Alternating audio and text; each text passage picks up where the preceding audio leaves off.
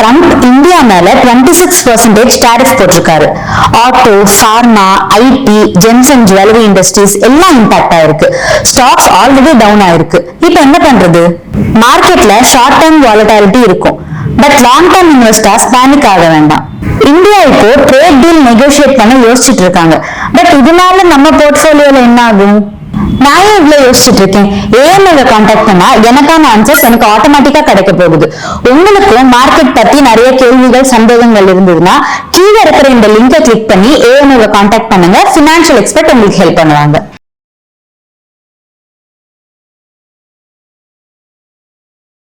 360 degree investing என்றால் என்ன? இது என்னுடைய ஃபேவரட் டாபிக். 360 டிகிரி இன்வெஸ்டிங் என்றால் என்ன? எல்லா நேரத்திலையும் நம்மால முதலீடு செய்ய முடியணும். ஏன்னா நமக்கு மாதம் மாதம் சேமிப்பு இருக்கு. அந்த பணத்தை இன்வெஸ்ட் பண்ண வேண்டிய ஒரு தேவை இருக்கு. சில நேரங்கள்ல நமக்கு உபரி வருமானம் இருக்கலாம். உதாரணத்துக்கு உங்களுக்கு ஒரு வீட்டுல இருந்து வாடகை வரலாம். அந்த வாடகையை நீங்க ஒழுங்கா இன்வெஸ்ட் பண்ண வேண்டியிருக்கு. அந்த வாடகை உங்க வாழ்க்கையை ரெகுலரா நடத்துறதுக்கு தேவைப்படாமல் இருக்கலாம். நீங்க இதை ஒழுங்கா இன்வெஸ்ட் பண்ணலாம், என்ன ஆகும்னாக்கா நீங்க இந்த பணத்தை செலவு பண்ணிடுவீங்க. செலவு பண்ணாம ஒரு இடத்துல இருந்து வரக்கூடிய வருமானத்தை சரியான வகையில முதலீடு செய்யணும்னா நமக்கு ஒரு டிசிப்ளின் தேவை. அந்த டிசிப்ளின் என்ன? அதுதான் மாசம் இன்வெஸ்ட் பண்றது. இப்படி ஆண்டு கணக்காக மாதம் தொடர்ந்து இன்வெஸ்ட் பண்றதுதான் 360 டிகிரி இன்வெஸ்டிங். ஆனா ஒரே இடத்துல இன்வெஸ்ட் பண்ணுமான்ற கேள்வியை இங்க முதல்ல எழுப்புறோம். ஒவ்வொரு காலகட்டத்திலையும் ஒவ்வொரு சொத்து வகை நமக்கு சாதகமா அமையும். உதாரணத்துக்கு ஒரு வருஷம் முன்னாடி தங்கம் மிகவும் சாதகமான ஒரு சொத்து வகையாக இருந்தது, வெள்ளியும் இருந்தது. சில ஆண்டுகளுக்கு முன்னாடி, 3 ஆண்டுகளுக்கு முன்னாடி ஈக்விட்டி மிகவும் சாதகமான சொத்து வகையாக இருந்தது. 3 ஆண்டுகளுக்கு முன்னாடி அதிக பணத்தை நீங்க டெட்ல போட்டிருந்தீங்கன்னாக்கா உங்களுக்கு பெனிஃபிட்ஸே கிடைச்சிருக்காது. ஏன்னா அன்னைக்கு டெட் ஒரு சாதகம் இல்லாத நிலையில் இருந்த ஒரு சொத்து வகை. சோ ஒவ்வொரு காலகட்டத்துல ஒவ்வொரு சொத்து வகை நமக்கு அதிக பயன்களை கொடுக்கும். எந்தெந்த காலகட்டத்தில் எந்தெந்த சொத்து வகையில் அதிக பணத்தை முதலீடு செய்ய வேண்டும் என்பதுதான் இந்த 360 டிகிரி இன்வெஸ்டிங்ல மிக முக்கியமான ஒரு ஃபோக்கல் பாயிண்ட். எல்லா நேரத்திலையும் எல்லா சொத்து வகையிலையும் பணத்தை போடுறதுங்கிறது ஒரு இன்வெஸ்டருக்கு ஆப்டிமம் ரிசல்ட்டை கொடுக்குமானா கொடுக்காது. நிறைய பேர் என்ன பண்றாங்கன்னா ஒரே ஃபார்முலா படி பல சொத்து வகைகள்ல எல்லா சூழல்லையும் இன்வெஸ்ட் பண்றாங்க. என் பார்வையில் இது தவறானது. எந்த நேரத்தில் எந்த சொத்து வகை நமக்கு சாதகமா இருக்கோ அந்த நேரத்துல அந்த சொத்து வகையில நாம அதிக நாட்டம் செலுத்த வேண்டும். அதன் பிறகு வேறு ஒரு சொத்து வகை நமக்கு சாதகமாக படும்போது அந்த புதிய சொத்து வகையில் அதிக நாட்டம் செலுத்த வேண்டும். சில தருணங்களில் எந்த சொத்து வகையில நம்ம ஏற்கனவே இன்வெஸ்ட் பண்ணி அதுல நல்ல லாபத்தை பார்த்துட்டோமோ அந்த சொத்து வகையிலிருந்து கொஞ்சம் பணத்தை எடுத்து எந்த சொத்து வகை நமக்கு அட்ராக்டிவா இருக்கோ அந்த இடத்துல இன்வெஸ்ட் பண்ணணும். இதுதான் 360 டிகிரி இன்வெஸ்டிங்ல இருக்கக்கூடிய முக்கியமான ஃபோக்கல் பாயிண்ட். சோ எங்க, எப்போ, எப்படி, எவ்வளவு, இந்த 4 கேள்விகள் ரொம்ப முக்கியம். இப்ப இன்னைக்கு வருவோம். இன்னைக்கு கோல்டினுடைய மதிப்பு அதிகமாக இருக்கிறது, சில்வர் மதிப்பு அதிகமா இருக்கு. ஒரு வருஷம் முன்னாடி கோல்டு அட்ராக்டிவ் அசெட் கிளாஸா இருந்தது, 2 வருஷம் முன்னாடியே இருந்தது. ஆனா இன்னைக்கு அது இல்ல நிலைமை. ரியல் எஸ்டேட் எடுத்துக்கிட்டீங்கன்னா இன்னைக்கு ரியல் எஸ்டேட் வேல்யூவேஷன் அதிகமா இருக்கு. இன்னைக்கு இருக்கக்கூடிய பொருளாதார சூழல்ல ரியல் எஸ்டேட் மேல போறதை விட கீழே போறதுக்கு தான் வாய்ப்புகள் அதிகம் என்பது என்னுடைய கணிப்பு. சோ ரியல் எஸ்டேட்டும் இன்னைக்கு ஒரு அட்ராக்டிவ் அசெட் கிளாஸாக இல்லை. அடுத்தபடியாக எக்விட்டி. எல்லா நேரத்திலையும் நான் எக்விட்டியில இன்வெஸ்ட் பண்ணுவேன் அப்படின்றது ஒரு பிலாசபி இருக்கலாம். ஆனா அந்த பிலாசபி வச்சிருக்கவங்க எல்லா நேரத்திலயும் இன்வெஸ்ட் பண்ற பணத்தை ஈக்விட்டிக்குள்ள எங்க போடணும்ன்றதுல தெளிவா இருக்கணும். ஒரே இடத்துல எல்லா நேரத்திலையும் போட்டீங்கன்னா அது ஒர்க் அவுட் ஆகாது. அங்கதான் வேல்யூ இன்வெஸ்டிங்கும் கான்ட்ராக்ட் இன்வெஸ்டிங்கும் இணைந்து உங்களுக்கு எது சரியான இடம்னு காட்ட முடியும். ஆனா முக்காவாசி பேர் பண்றது என்னன்னாக்கா கன்சென்சஸ் இன்வெஸ்டிங். எல்லாரும் போடுற இடத்துல நாமும் பணத்தை போடுவோம்ன்றதுதான் இன்னைக்கு எல்லா நேரத்திலையும் ஈக்விட்டியில பணம் போடுறவங்க செய்யக்கூடிய முக்கியமான தவறு. இந்த தவறு என்ன விளைவுகளை ஏற்படுத்தும்? நீங்க ஈக்விட்டியில இன்வெஸ்ட் பண்ணதுக்கான பயன்களை உங்களுக்கு கொடுக்காது. மாறாக உங்களுக்கு பெரிய காத்திருப்பை உருவாக்கிவிடும். ஏன்னா நீங்க தப்பான நேரத்துல ஒரு இடத்துல இன்வெஸ்ட் பண்ணீங்கன்னா ஃபர்ஸ்ட் ரிவார்டு என்ன தெரியுமா? காத்திருப்பு. அதுதான் நமக்கு கிடைக்கக்கூடிய முதல் கூலி. உட்காரு தம்பி அப்படின்னு நம்மள அந்த இடத்துல உட்கார வச்சிரும். சில ஆண்டுகளுக்கு ஒண்ணுமே நடக்காது. அதுக்கப்புறம் யாரெல்லாம் உட்கார்ந்துட்டு இருக்காங்களோ பொறுமையா அவங்க எல்லாம் பொறுமையை இழந்து விற்க ஆரம்பிப்பாங்க. சோ காத்திருப்புக்கு அப்புறம் நஷ்டம் வேற வர ஆரம்பிச்சிடும்.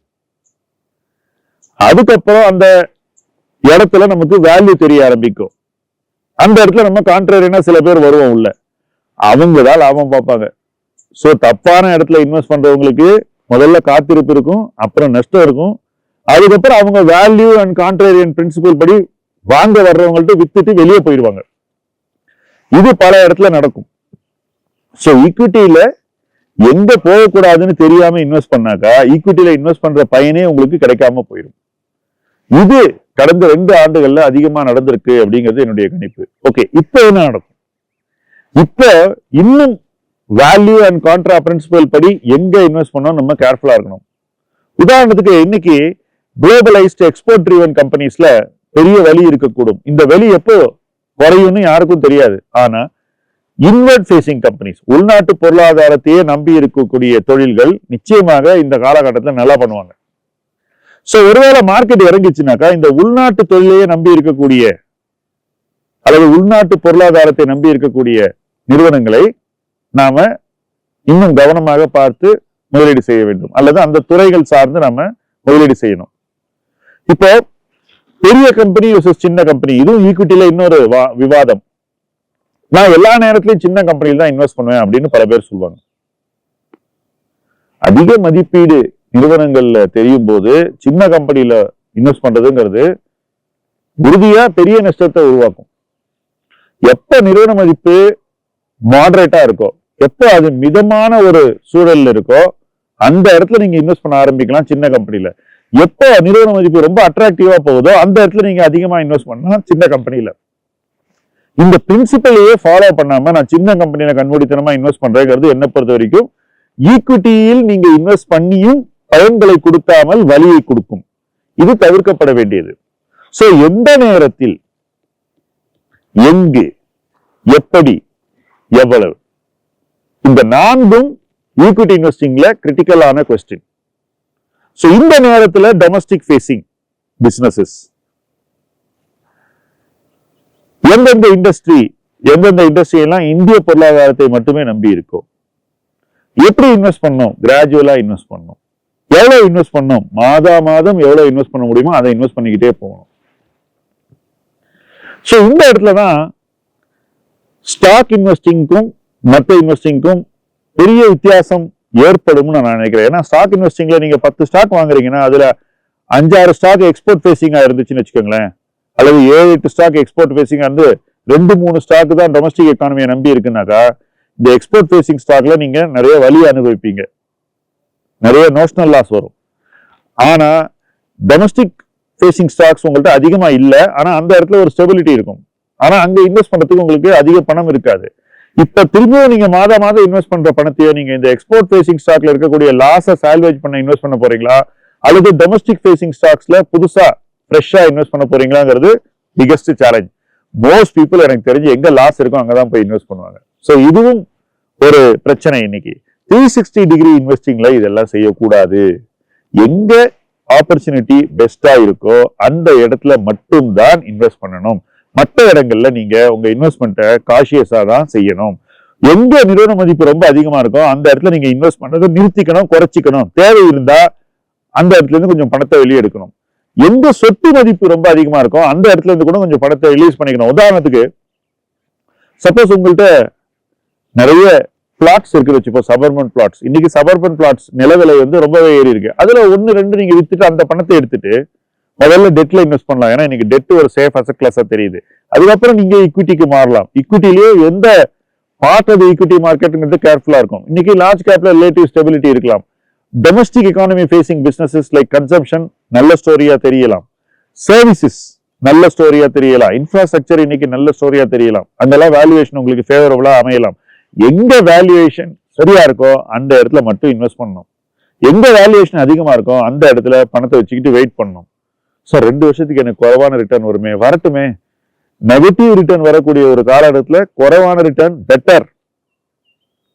ஏன்னா 20% கீழே போயிட்டா முதல்ல நீங்க அங்க இருந்து 25% மேல வரணும். அதை தவிர்க்கிறது இன்னைக்கு ரொம்ப முக்கியம். 360 டிகிரி இன்வெஸ்டிங்க ஒழுங்கா பண்ணீங்கன்னா அது தவிர்க்கப்படும். அதை தவிர்க்க வேண்டும் என்று நினைப்பவர்கள் நிச்சயமாக 360 டிகிரி இன்வெஸ்டிங் என்ற பிரின்சிபிள் படி இன்வெஸ்ட் பண்ணணும். இந்த காலகட்டத்தில் இன்று இந்த இடத்தில் தான் இன்வெஸ்ட் பண்ண வேண்டும். இங்கதான் நம்ம போக்கஸ் வைக்கிறோம். ஏன்னா இங்க நமக்கு வேல்யூவேஷன் அட்ராக்டிவா இருக்கு, ரிஸ்க் குறைவா இருக்கு, மாடரேட் ரிட்டர்னாவது கிடைக்கும், நெகட்டிவ் ரிட்டர்ன் ரொம்ப வராது அப்படின்ற ஒரு பார்வை எங்கெல்லாம் தோன்றுகிறதோ அந்த இடத்துல இந்த நிதி ஆண்டுல நம்ம அதிக கவனம் செலுத்த வேண்டும். ஸோ அந்த வகையில பாத்தீங்கன்னா that it's right on top, arbitrage அதுக்கு அடுத்தபடியாக, அதுக்கு அப்புறம் தான் ஈக்விட்டி, ஈக்விட்டிக்கு அப்புறம் தான் இன்னைக்கு கோல்டுக்கு அப்புறம் தான் ரியல் எஸ்டேட். ஸோ இதுதான் இன்னைக்கு இருக்கக்கூடிய அசட் ஹைரார்கி, அசட் அலோகேஷனை இந்த ஹைரார்கி படி பண்றதுதான் நல்லது. சரி, ஒரு இன்வெஸ்டர் ஏற்கனவே இன்வெஸ்ட் பண்ண இடத்துல செய்த தவறுகளை திருத்திக் கொள்வதும் 360 டிகிரியில ஒரு முக்கியமான வழிமுறை. தப்பு செஞ்ச இடத்துல அந்த தப்பு இன்னும் வளர்வதற்கு முன்னாடி அதை திருத்தி கொண்டு அந்த பணத்தை எடுத்து இன்னைக்கு 360 டிகிரி ஆப்பர்ச்சுனிட்டிஸ்ல எந்த ஆப்பர்ச்சுனிட்டி பெஸ்டா தெரியுதோ அந்த இடத்துல இன்வெஸ்ட் பண்றது உங்களுக்கு ஃபர்ஸ்ட் பெயினை ரிலீஸ் பண்ணி விட்டுரும். அதுக்கப்புறம் ப்ராஸ்பெக்ட்ஸ் எங்க பெட்டரா இருக்குன்னு உங்களுக்கு கண்ணை திறந்து காட்டும். அந்த இடத்தை நோக்கி உங்களை போக வைக்கும். சோ தனிப்பட்ட அசெட் கிளாஸ்க்கு அதிக பயஸ் இல்லாம எல்லா அசெட் கிளாஸையும் ஒரு சமவெளியில் வைத்து எடை போட்டு இன்னைக்கு எங்க இன்வெஸ்ட் பண்ணோம் அப்படிங்கிறத கரெக்டா புரிஞ்சுக்கிட்டு அந்த இடத்துல மட்டும் இன்வெஸ்ட் பண்றதுதான் 360 டிகிரி இன்வெஸ்டிங். எல்லா அசெட் கிளாஸ்லயும் உங்களுக்கு ஒரு எக்ஸ்போஷர் இருக்கத்தான் செய்யும் எல்லா நேரத்திலையும். ஆனா எந்த அசெட் கிளாஸ்ல அதிக எக்ஸ்போஷரை இன்னைக்கு வச்சுக்கணும்ன்ற ஒரு கேள்வி ரொம்ப முக்கியம். அந்த அசெட் கிளாஸ்க்குள்ளேயே எந்த சப் அசெட்ல அல்லது செக்டர்ல அல்லது டீம்ல உங்களுடைய பணம் ஃபோக்கஸ் பண்ணுங்கிறது அடுத்த கட்ட கேள்வி.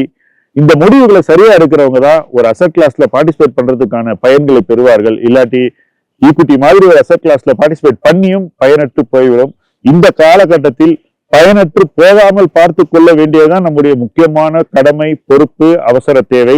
அந்த தேவையை உணர்ந்து இணைந்து பயணிப்போம். 360 டிகிரிஸ் உங்களுக்கான களம். நன்றி.